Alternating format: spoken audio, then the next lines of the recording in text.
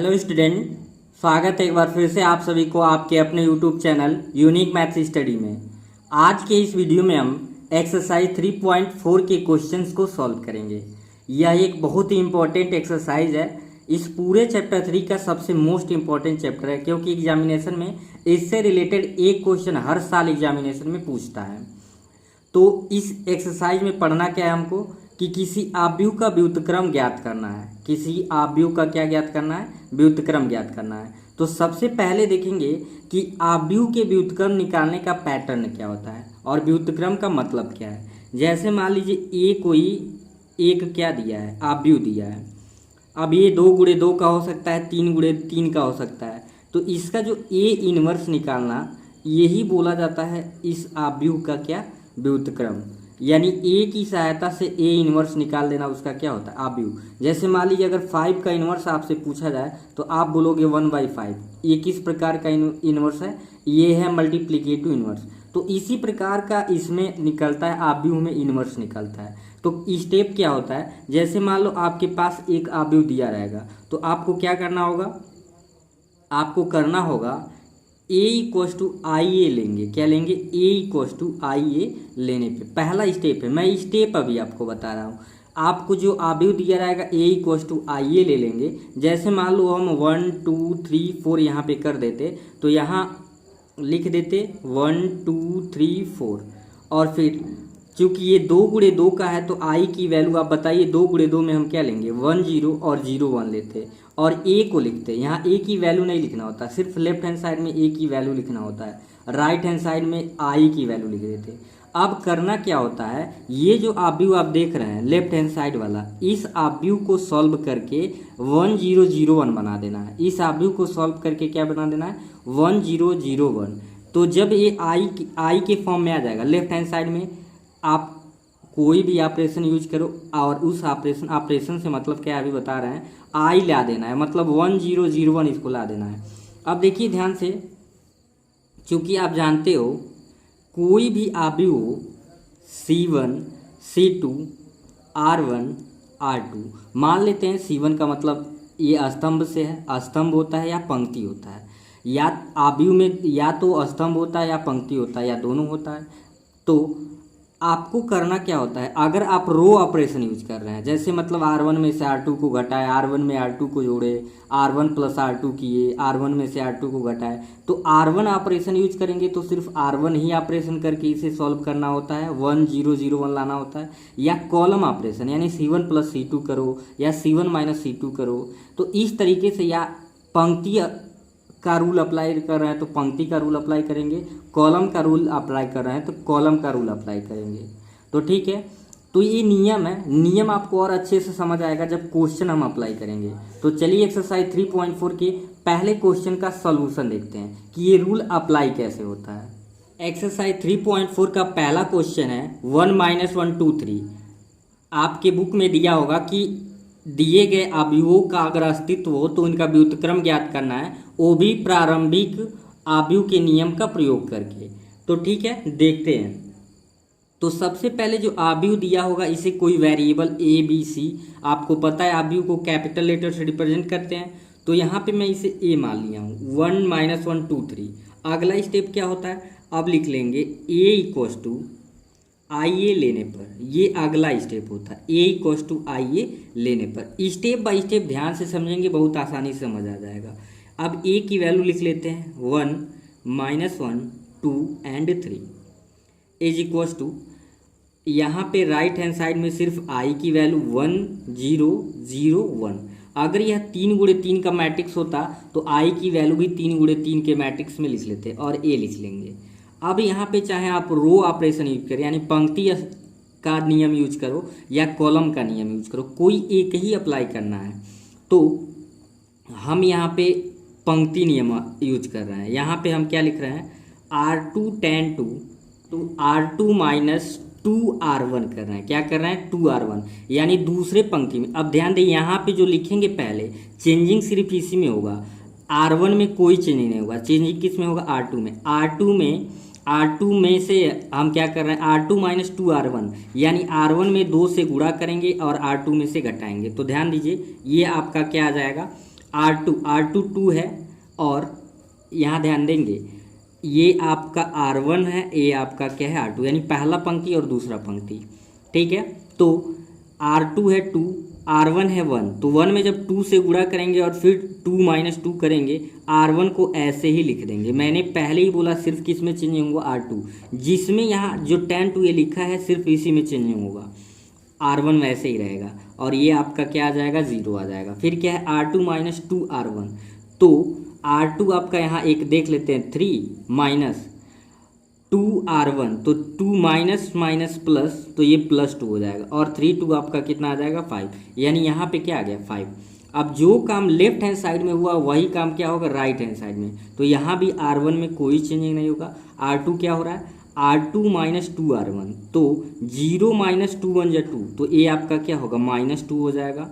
और फिर R2 है 1, और 2 का 0 में गुणा करेंगे 0, यानी कि ये वही हो जाएगा, और यहाँ पे क्या लिख देंगे 1। ये पहला स्टेप है। ठीक है, अब हम क्या कर रहे हैं, फिर R2 10 to 1/5 R1। अब देखिए ये आपको ये 0 बनाना है, और ये 0 तो पहले से ही है, क्योंकि ये जो मैंने कहा है कि इसको 1 0 0 1 बनाना है, यानी कि आइडेंटिटी मैट्रिक्स बनाना है, तो इसमें 5 से यानी 1/5 से जब गुणा करेंगे 1 आ जाएगा, और ये 0 है, इसको आराम से 0 बना लेंगे। यानी अब क्या होगा, फिर चेंजिंग किस में होगा, R2 में ही। तो ये विशेष ध्यान देना है कि यहाँ जो लिखेंगे उसी में चेंजिंग होगा। वीडियो थोड़ी सी लंबी हो सकती है, लेकिन अंत तक देखें, क्योंकि एक क्वेश्चन का कॉन्सेप्ट अगर समझ आ गया तो सारे क्वेश्चन आप लगा लोगे। तो अब ध्यान देंगे, फिर R1 में कोई चेंजिंग नहीं होगा, R2 में 1/5 से गुणा कर रहे हैं, तो 0 में 1/5 से गुणा करेंगे 0 ही होगा, और 5 गुणे 1/5, तो ये हो जाएगा 1। फिर राइट हैंड साइड में भी R1 में कोई चेंजिंग नहीं, R2 में क्या है, R2 में 1/5 से जब गुणा करेंगे तो ये हो जाएगा आपका 2/5, और 1 में गुणा करेंगे तो 1 कितना हो गया 5, और आपका इंटू ए रहेगा। ठीक है, अब थोड़ा ध्यान देंगे यहाँ पे। फिर अब क्या करिए, इसको 0 बनाना है, तो सिंपली कर दीजिए R1 10 to R1 plus R2। अब चेंजिंग किस में होगा, यहाँ पहले R1 यानी चेंजिंग R1 होगा, R1 प्लस R2 ऐड कर रहे हैं, तो जब R1 और R2 आप ऐड करोगे तो 1 + 0 मतलब 1, -1 + 1 तो ये 0 हो जाएगा, और R2 में कोई चेंजिंग नहीं होगा। यहाँ भी देखते हैं R1 प्लस R2, 1 में -2/5 ऐड करेंगे तो 1 ± -2/5। इसे जब आप सॉल्व करोगे तो 5 × 5 में 2 घटाओगे 3 कितना आ जाएगा 5, तो यहाँ पे आ गया 3/5, और 0 में से 1/5 को घटाएंगे तो ये मतलब जोड़ेंगे R1 प्लस R2, तो 1/5 ये भी हो जाएगा, और R2 में कोई चेंजिंग नहीं हुआ। ठीक है, और ये अब ए को जब ये आइडेंटिटी मैट्रिक्स बन जाएगा तो ए हटा देंगे और ए को इधर भेज देंगे, ए इधर आ जाएगा, तो ये क्या हो जाएगा, ए इनवर्स = आपका ये आंसर आ गया 3/5, 1/5, -2/5 एंड 1/5। तो ये आपका क्या हो गया, ए इनवर्स दिए गए आप व्यू का निकल चुका है। तो ये पैटर्न था, आई होप आपको पैटर्न समझ आ गया होगा कि कैसे हो रहा है।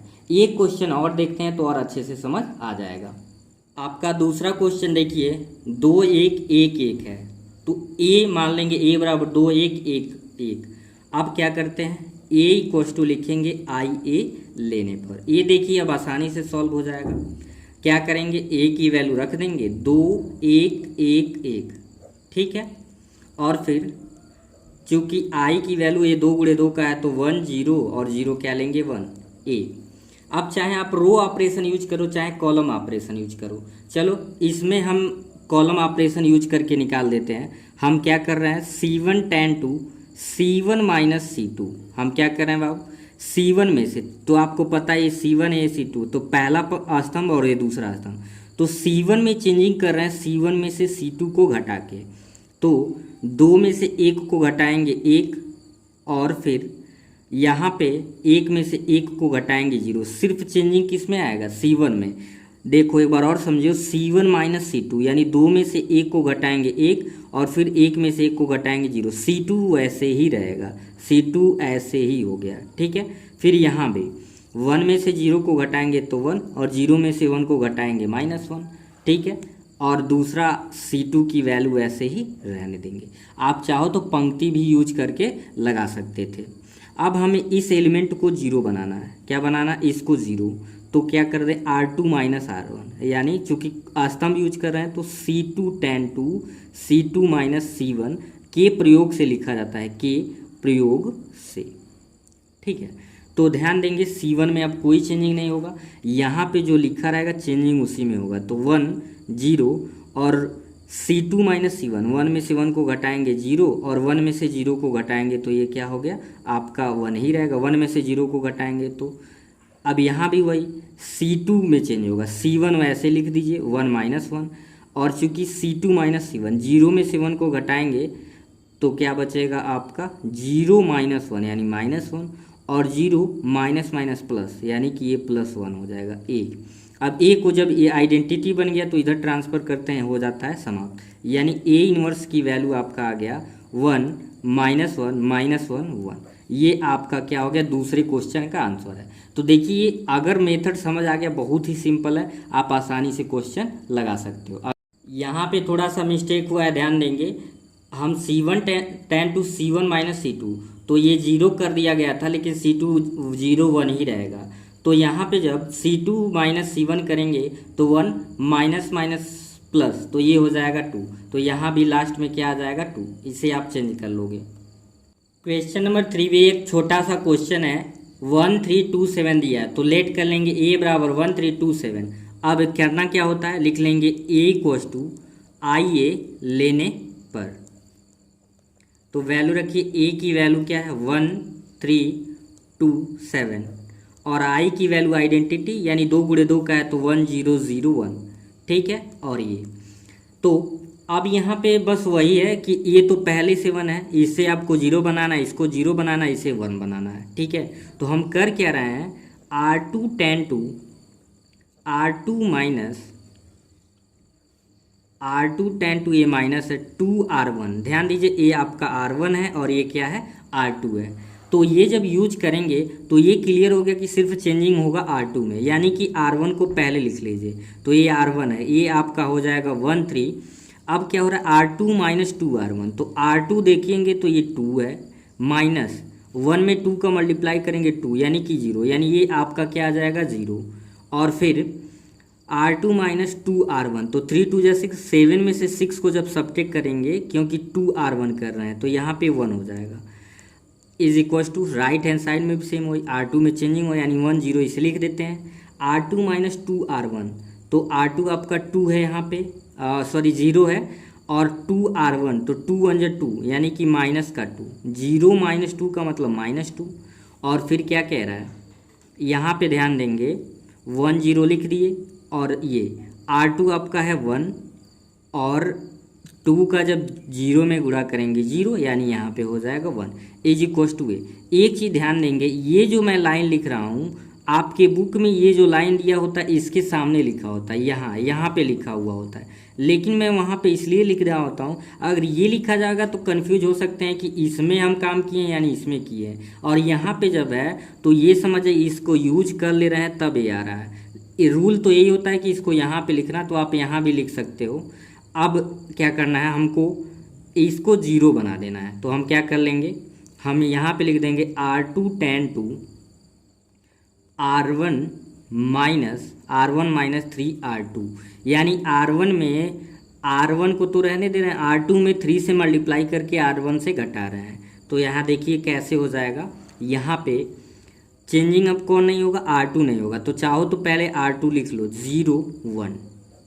अब देखेंगे R1 माइनस 3R2, R1 1 है, R2 में 3 से गुणा करेंगे तो 0 होगा यानी कि 1। फिर ये 3 है, R2 3 है, 3 माइनस 1 में 3 का मल्टीप्लाई करेंगे 3 में से 3 को सब्ट्रैक्ट करेंगे 0। यहाँ भी R2 वैसे ही 2 और 1 रहने देंगे। अब क्या बचेगा आपका R1 माइनस 3R2, तो R1 आपका 1 है और माइनस माइनस प्लस 3 2 जा 6, तो 1 प्लस 6 ये आपका क्या हो जाएगा 7 हो जाएगा। और फिर R1 0 है, -3 1 जा 3, तो ये -3 हो जाएगा। 0 में से 3 को घटाएंगे 3। ए को ट्रांसफ़र कर दीजिए क्योंकि ये आइडेंटिटी हो गया, तो ए इनवर्स हो जाएगा इज इक्वल टू आपकी वैल्यू आ गया 7 -3 -2 1। ठीक है, तो ध्यान से देखेंगे, बहुत ही सिंपल सा क्वेश्चन है। आज के वीडियो में सिर्फ इतना ही। आज का ये वीडियो आपको कैसा लगा कमेंट सेक्शन में ज़रूर बताएं, क्योंकि पार्ट में छोटा छोटा पार्ट वाइज वीडियो इसलिए बनाया जाता है कि आराम से आप क्वेश्चन देख सकें और तैयारी अपनी कर सकें। तो फिर मिलेंगे नेक्स्ट वीडियो में, तब तक के लिए थैंक यू।